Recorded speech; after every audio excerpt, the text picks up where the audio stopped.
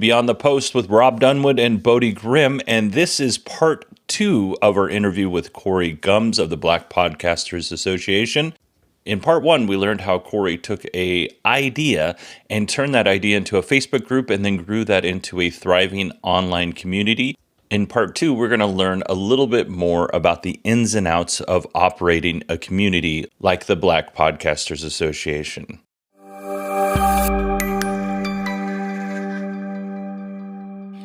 So, Corey, there is a bit of tech and software that is involved with running a community. Like I said, you started off on Facebook, then you moved to Mighty Networks. I know BPA has just moved yet to a brand new platform. Yeah. Here in it's probably been, has it been 3 months yet? It's been relatively recent.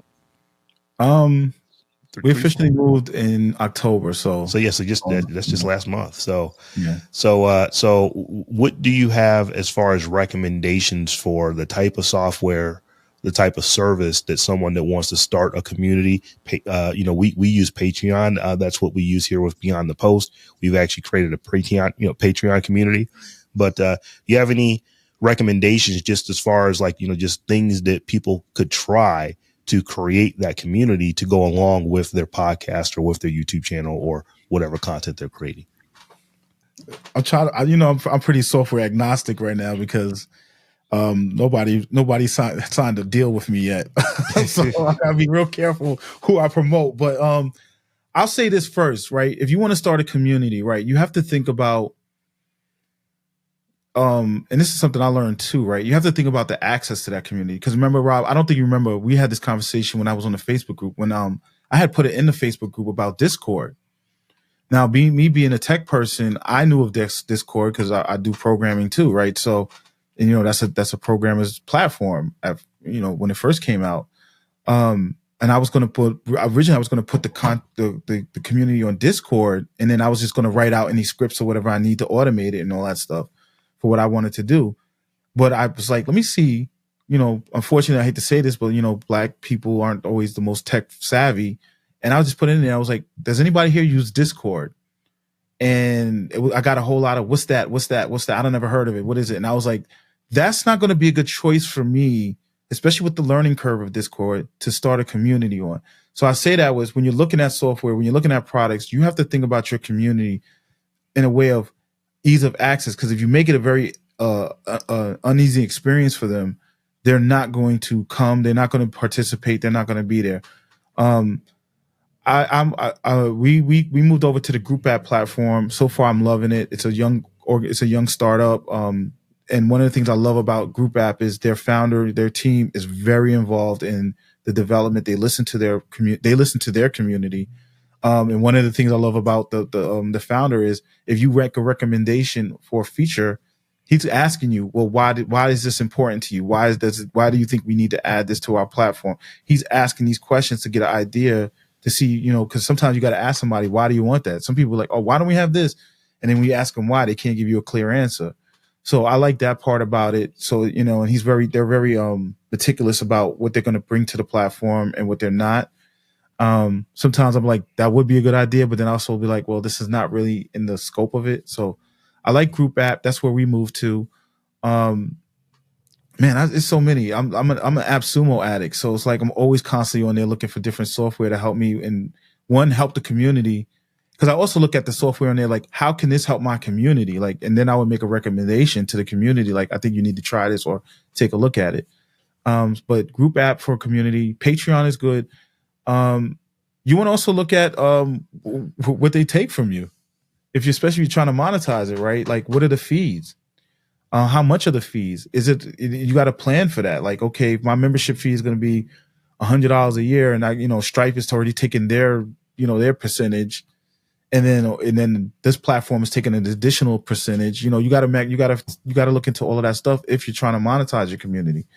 But I think for me, the biggest thing, Patreon. What else is there? I think you have to have an idea of what you want to offer, and then find a platform or a source or tool that's like Circle or Mighty Networks or Group App, or even if you Facebook. I see people run some real successful Facebook groups, and it works for them because they have a clear idea of what they're providing to their to their audience. So I can't really tell you like a specific software. My biggest advice would be is map it out, plan out what you're going to offer your community, and find the tools that are going to get you as close to it as possible, and test them out. Go in there and play around with it for for a month or two, even if you have to pay for it. Like Mighty Networks, right? We were on Mighty Networks. I love how well the app translates to the website, but a lot of my members just didn't like the user experience. That's one reason why we moved off of there. It was too confusing for them. So, and you got to pay attention to those things as well. I know I didn't answer your question fully, Rob, but no, you did. I was just looking for a couple of actually you gave. If I had to lean in, I would say I'm going to say group app. I'm going to say group app because we're on there. I would say Mighty Network, Circle, Patreon, some of those bigger platforms. A Discord server right now. Discord is much more popular now than it was a couple of years ago when I was looking into it. Slack. I've seen some people do some really great stuff with Slack. So the ones that have really been at the top of their game, I would probably lean towards, especially starting a community.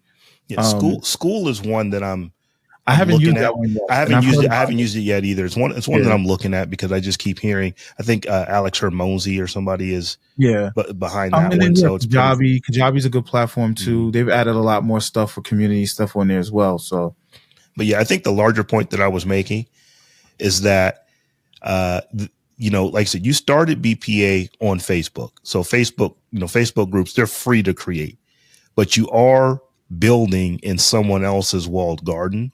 And at any time, they can change terms of service.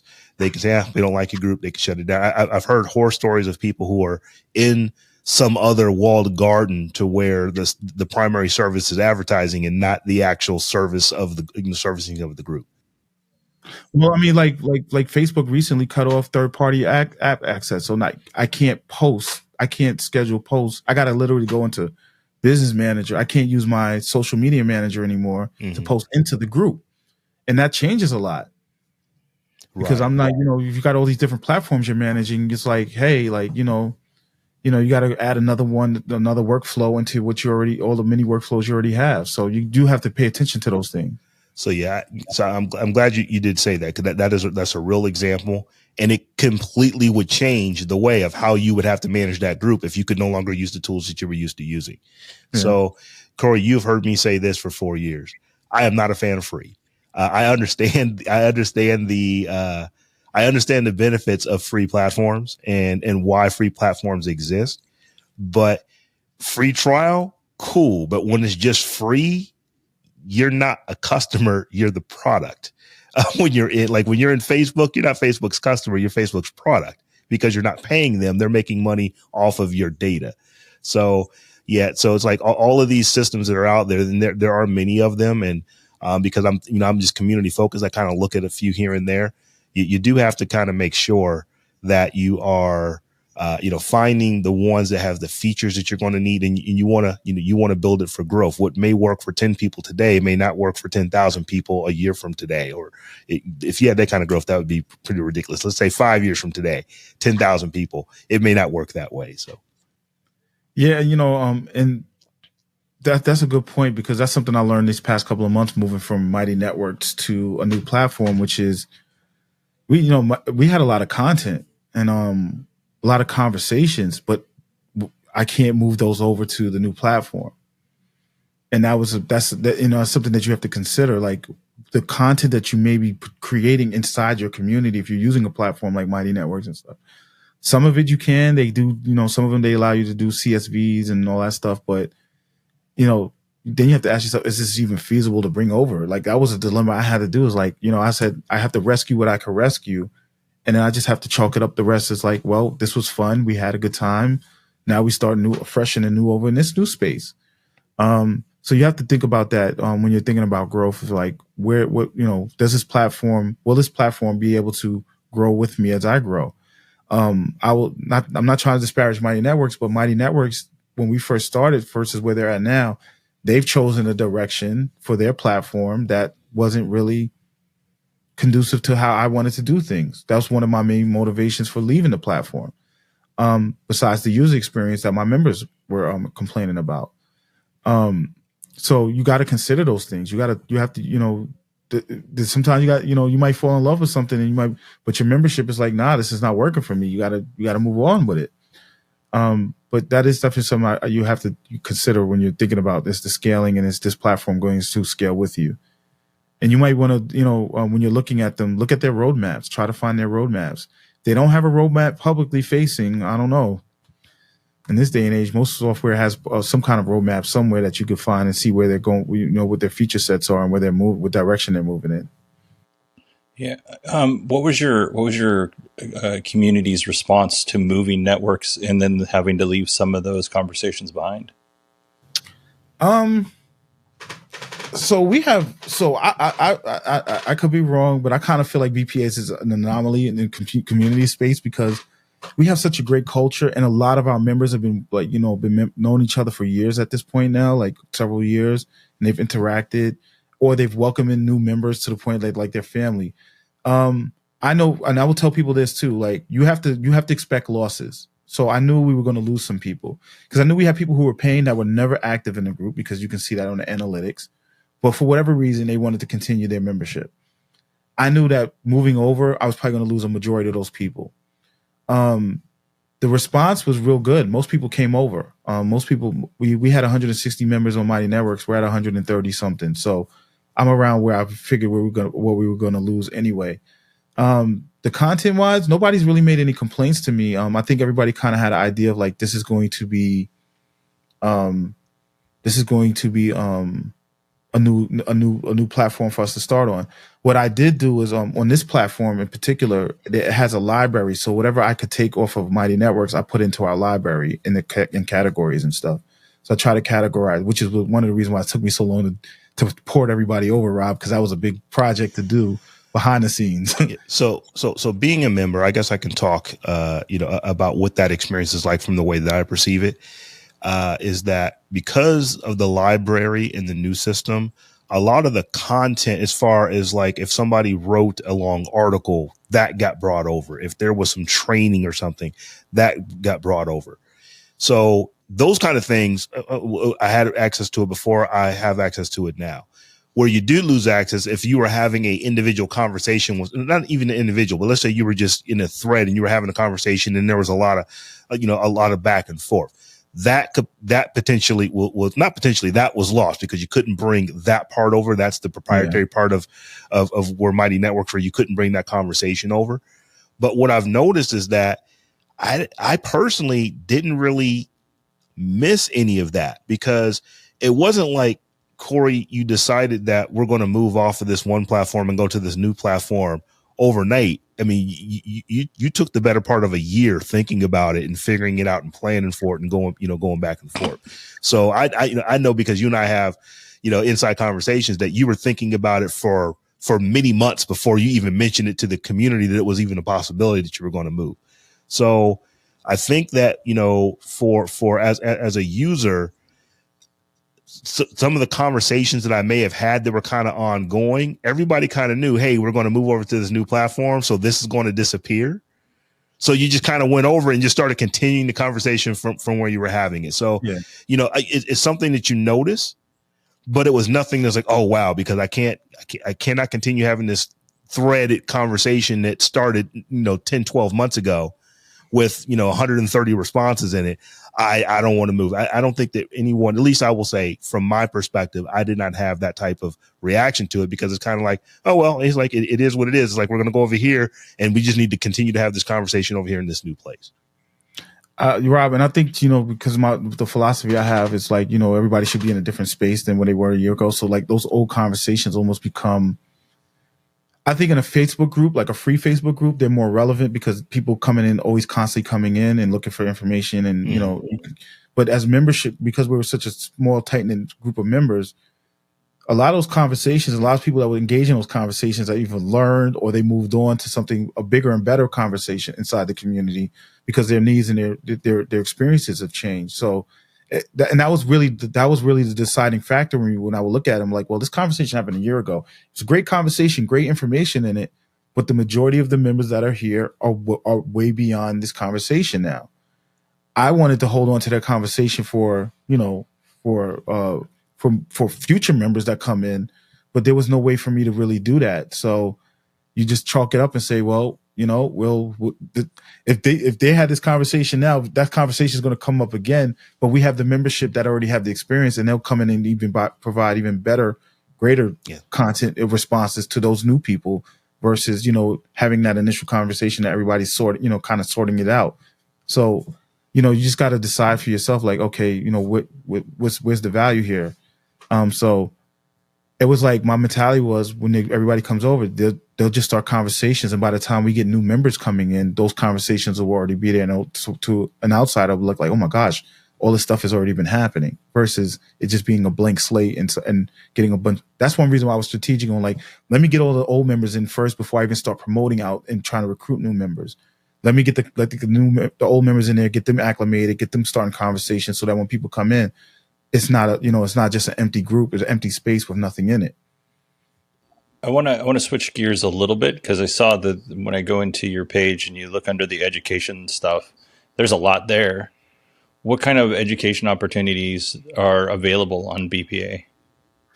So right now, you have access to our library of a lot, what I call learning labs. We used to do like 2 learning labs a month, and that got a little overwhelming for people. So I broke it down to 1 month.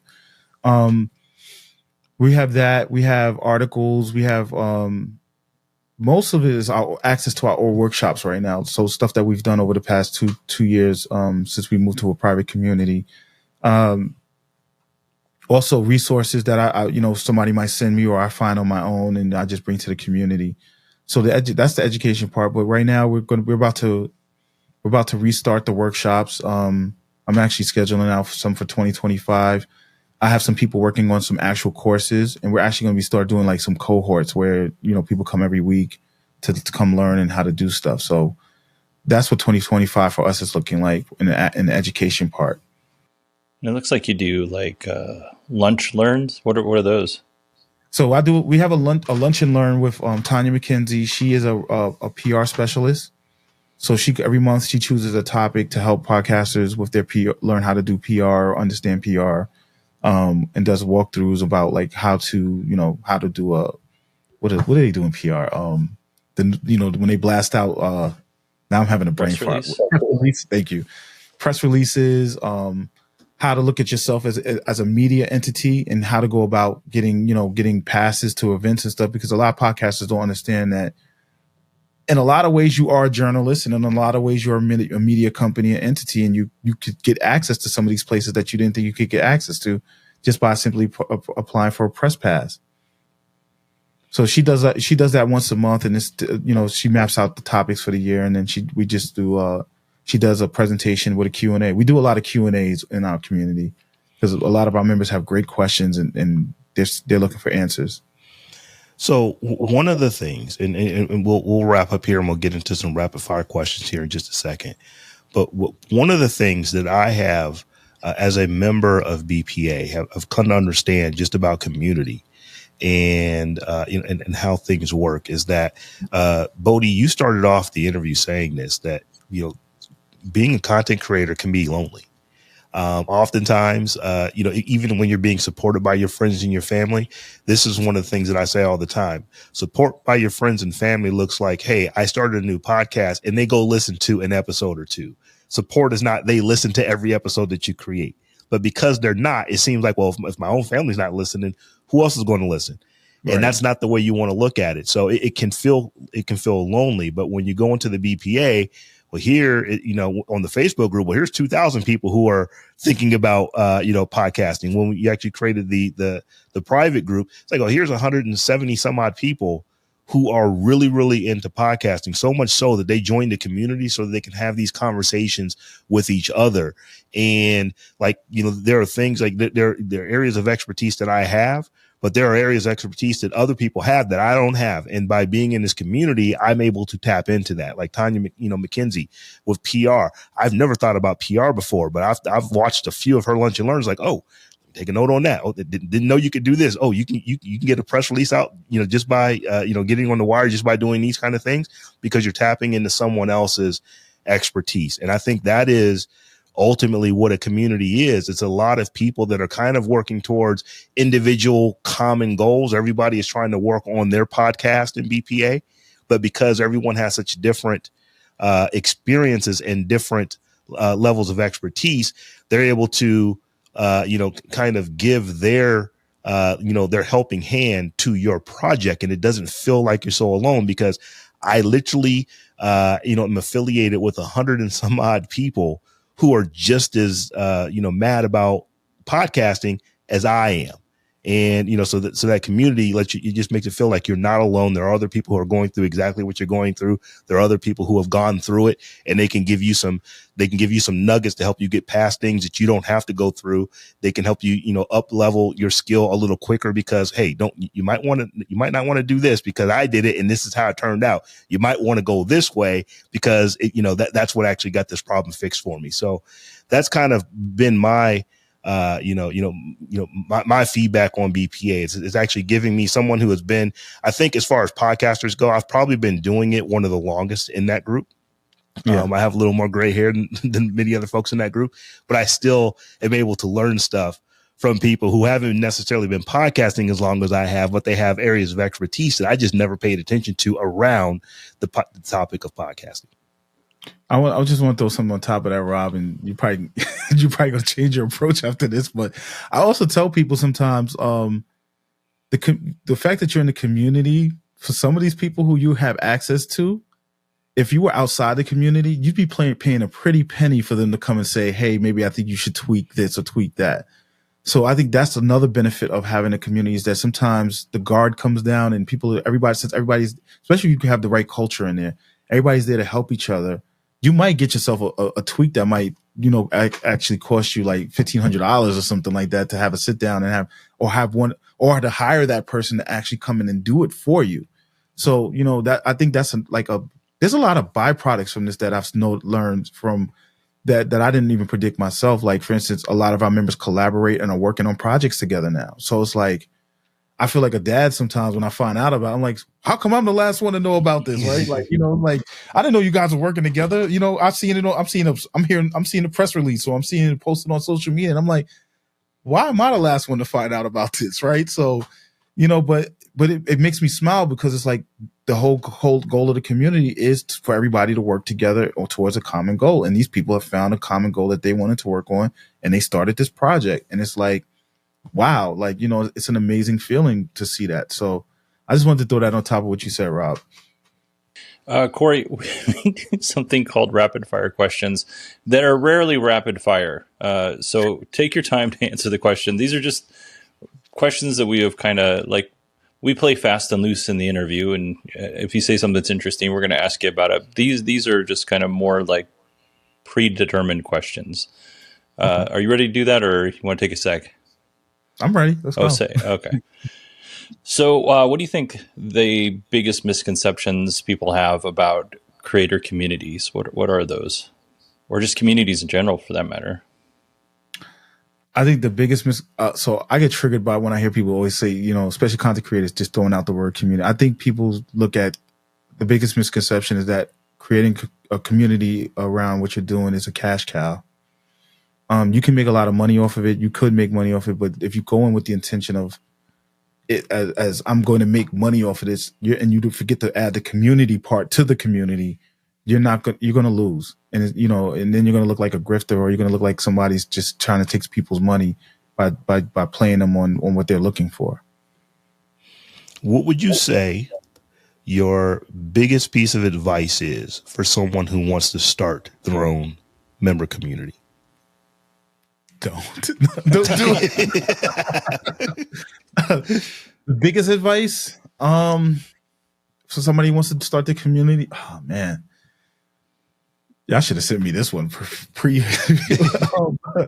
I think the biggest advice I would give to you is, what has helped me with what I'm doing is I had a clear goal of what I wanted this to be, and I created a mission and a vision, my mission and vision statements about it. And for me, that they have evolved since I've started, because the needs of the group and where we're the direction we're going in has changed. but that's my litmus test on like whether I'm staying on the right path and I'm staying true to the goal, because I'm guilty of it too with the BPA, where it's like you get all these ideas and you start branching this way, and then it starts to lose what you started it for. So if you have a document or something that's going to ground you to make sure, is this in alignment with what this community is built for? It'll kind of keep you on this. You do have to evolve and be able to pivot, but you have to also stay true to why you're there, because a lot of times that's why the people are there, right? That's why they joined. You had a goal, you had a mission, and it resonated with them, and they were like, I need to be a part of this. I want to be a part of this. And if you start to deviate from that, you're going to lose them. And then, and history has shown us that across the board with governments and stuff, like the minute they start changing, that's when everything goes downhill. So I try my best to really evaluate my mission statement and, and have an idea, because I have crazy ideas. I'm like, is this in alignment with what I'm trying to do and stay on this path? So I think that for me, that would be the biggest advice for anybody looking to start a community. So it goes back to having a roadmap, what you were saying earlier. Yeah. Even it doesn't have to be a crazy thought out. You just need to have something to help you along on the steps, because you will lose steps. You will deviate. You will pivot, and sometimes it works, sometimes it doesn't. So you got to be able to have something that keeps you honest and keeps you on a straight path. Yeah, like a North Star. Yeah, like like a moral code or something. All of those things. Now, having said that, where do you think the future of creator communities are headed over the next couple of years? I think that's something that, I've been thinking about that a lot lately. I think with the way companies are shifting and constantly changing how they want to pay out to creators, I think if you really want to be successful as a creator, you're going to have some form of community based around what you're doing. It doesn't have to be extensive and as big as what I'm trying to do, but you got to have something that brings the people together around what you're doing. At least your core audience, right? Your core supporters. So if you decide you want to do a tour or do an event, or you want to sell merchandise, that these people are going to be the ones that are going to be out here supporting you in that space. With it, I think you can't rely, like Rob said before, when you're relying on these products, you're relying on what they offer you, and they can change it at the whim, right? We've seen that in the music industry with Spotify and how they pay artists, right? We see that in the podcast. We see that with YouTube on how they change their monetization rules. So by having your own community, you're more in control of your destiny in regards to the income you create off of that, versus relying on other tools that can change or go out of business. So Corey, we're at the end of our time, but before I let you go, I do want to talk about something you do with the 12 minutes of sleep you get. So you decided, I don't need that 12 minutes of sleep. So I'm going to go ahead and start a industry newsletter. So tell us a little bit about Black Pod News and what possessed you while trying to build a community. It's like, I want to go build a newsletter at the same time. I like to torture myself. So I recently, so I have this strong sense of justice. I've recently, Rob, as I told you, I've recently got diagnosed with a neurodivergence, and I realized that was probably where that's where it truly came from, was this social justice thing, this need for justice. And it really started with someone having a conversation. Everything starts with a conversation with me, right? It's like, this is a problem, we need to fix it. But somebody had wrote an article. They were trying to shop it to different distributions in the podcast industry, and the subject matter was about getting the industry to support more Black businesses within it. And a lot of people were giving them personal response of like, hey, that's not really in alignment with our content. And I'm like, well, my New York attitude turns into F you, we'll do it ourselves. And that's kind of what I did. It was just like, he got it published somewhere else, but it was like, nah, you shouldn't have to do that. So how can I help? How can I create something that allows us to have more control over the distribution of our content? And like everything else, I didn't know what I was doing. Rob for years kept telling me I need to start a newsletter. I just need to have an email list. And I was like, I just think I needed motivation or a purpose to do it. And I think that's what it was. And I was just looking around the industry, seeing what was there, what wasn't there. And I was just like, how do we fill this gap? How do I fill this gap? How do I help Black podcasters with discoverability by having a new release section? How do I promote people that I know that have really good ideas and they're really doing big things behind the scenes, but I don't ever see them publicly recognized? How can I encourage them to come write and show their expertise? So I just created this newsletter really with the intention to promote more Black voices in the podcast industry. And over the past year, I've learned that it's something that is needed, because I've had people from all groups come up to me and be like, thank you for this, because I had one person tell me how it helps him with his clients, some of his Black clients that he has, to connect and to understand what they're going through because of the content that we put on our newsletter. So to me, it's more of a resource than it is a divisive vehicle, because I've been accused of that. But the whole goal was to just create a space so that you didn't feel like you had to go and chase down somebody and then get discouraged because they tell you, that it's not in alignment with what they're doing, which a lot of times people use as a cop out. So we'll save that maybe and bring you back for another episode, because we will be talking about newsletters at some point. But I knew that, because I do know you well, I know that Black Pod News is important to you. So I wanted to give you the opportunity to shout that out. And Bodie, I don't know if you had any additional questions, but so I'll let you ask them if you do. Well, I checked, and my Air Media subscription ran out in August, so I'll make sure to re-up that. But I'm a big fan of Air Media. Do you want to talk a little bit about Air Media, and then you can just give us a plug for Black Podcasters Association as well? All right, so me being on the board was like, I was encouraged to run for the board. I was like, I don't know that many people. Like, I don't know. I was a member of Air, but, I would just use it as a resource. But, and I liked it too. Like, the Sound Path, which is their version of their education system. They have a great library in there of like workshops and stuff that they've done. They bring in some really good people. And you get a discount off of that as a member. But when I ran for the board, I was like, I just joined Air, and somebody was like, you should run. And then I got like the second highest amount of votes ever in the history of the and I was like, I didn't even know that many people. But I think it's a great organization. The board is wonderful. The executive team, the staff there are wonderful. They really love what they do. They love the community. They love the membership. And the one thing I've learned from meeting members in Air is they're very passionate about the audio space. Whether it's sound design or whether it's reporting and stuff like that. But it's a great resource. It has the directory of members. Members. It makes it accessible to reach out to people. But it's just been a welcoming and great community environment to be a part of. And I've learned so much from members just about the audio space in general. From the NPR, that type of content and storytelling and stuff like that, because I'm not very well versed in those areas. Yeah. So it's a great community. It's almost like LinkedIn for podcasters. Like, it's like you can connect with people on there.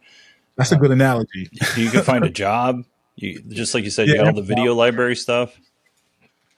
Yeah, and it's very people are very connected with each other in the Air. So that's another good thing. So that's the part I think I liked about it most, was like, no matter where I go, everybody's welcoming. It's a community, right? And, when I was at Resonate this past month, I met a lot of Air members there, and, I got to hear what their needs were and stuff like that as well. So like, a lot of people got laid off and they were talking about their experiences and stuff. So, and the one thing I really love about Air is they're working diligently, but with their rate guide. I don't know if a lot of people know about it. They have a rate guide where they set rates on what you should be paying people. And they're really pushing for more livable wages for engineers and editors and reporters and everybody in this audio space. So I think that's a very important project, because people need to be able to make a good living off of what they do in this space. Yeah, no, that's really important. I think, Rob, I shared the rate guide with you recently. Was it you? Bodie, you sent me so much stuff, man. I don't know. You probably did. I just can't remember that you did, but I would imagine you probably did, because we probably talked. I know we've talked about it before, so you probably. It's super important, because it's so easy for somebody. And I know you got to go, Corey. So, but it's so important for somebody to be like, yeah, I'll do this for $25 because that they think that's, to 8-minute video or whatever, and they think it's going to take 30 minutes or whatever. But it's so undervalued of what somebody would really be paid to edit an 8-minute video. Right. Yeah, I talk about that a lot too with a lot of people. One of the things I talk about is like you have to stop undercutting your profession. So, even inside the VP, I talk about that. It's like, I get it. We need money. We all need money. We're all out hustling. A lot of us are freelancers. We're out here trying to get our money, and we gotta, some money is better than no money. But when you start doing that, you start devaluing it. And I talk to, potential podcasters and stuff. And when I talk about the editing process and why it's important for you to have an editor, why it's important for you to have, a good engineer or producer on your team, and why this is going to help you in the long run. And they start looking like, well, how much is it going to cost me? And it's like, I can get that on Fiverr. And I'm like, but you get what you pay for. And then you come back to somebody like me, and I'm like, well, now I'm charging you more money, right? Because I have not only do I have to fix what you did, now I have to teach you what you need to know because you try to cut a corner somewhere. I got to fix it. So, and that's part of the problem, but that's why the error rate guides are important, because it also gives you, and then if you start pitching the sponsors and stuff, now you know what you need to, how much money you need to raise to support your project, to bring people in to help you with your project. Right. So that's the other side of it too. Because a lot of times when you're pitching to these companies and you're pitching, for investment or brands, you're undercutting yourself. So Corey, tell us where else people can find you. I know, like I said, we've taken you well beyond the time that we asked you for, but where else can people find you, online outside of Air Media, Black Podcasters Association, Black Pod News? Where can folks get more Corey Gumbs if they're wanting to get more Corey Gumbs? I don't know if the world wants more Corey Gumbs. It's enough of me. I mean, my socials are, you can always follow us on the Black Podcasters Association on all platforms. I'm going to just tell you, search for it, because it's a big name and every platform gives me a different handle, of a length on handle. And I know Blue Sky is like the new thing now, so we're on there too. We've been on there actually. But you can find Black Podcast Association, or you can look me up, Corey Gumbs. I'm on Instagram. I'm probably going to be more active on Blue Sky, since that's where a lot of people are moving to. And on LinkedIn, you can find me, Corey Gumbs, on LinkedIn. Nice. Corey, thank you so much for coming on, man. I really feel like we could go and do a whole business of podcasting episode immediately after this. So thank you. I appreciate it. Thank you guys for having me here. Yeah, man. It's been a pleasure having you. We appreciate you, taking the time. You now owe me one less favor, so I think you're down to 74 right now. So we appreciate you, man. We don't want to take up all your day, so we're gonna go ahead and wrap up the show now. But it's been an absolute blast having you on. You dropped some real nuggets in this episode of Beyond the Post. So glad that you were able to hang out with us. I'm glad to be here, man. Rob and I would like to thank Corey for being so generous with his time. If you want to learn more about the Black Podcasters Association, go to blackpodcastersassociation.com. You can also sign up for Corey's newsletter at blackpodnews.com. That's BLK pod, P-O-D, news, N-E-W-S.com. And then also we'll put Corey's social media and the Black Podcaster social media in the show notes as well, if you want to connect with him that way. Again, huge thank you to Corey Gumbs for coming on and chatting with us.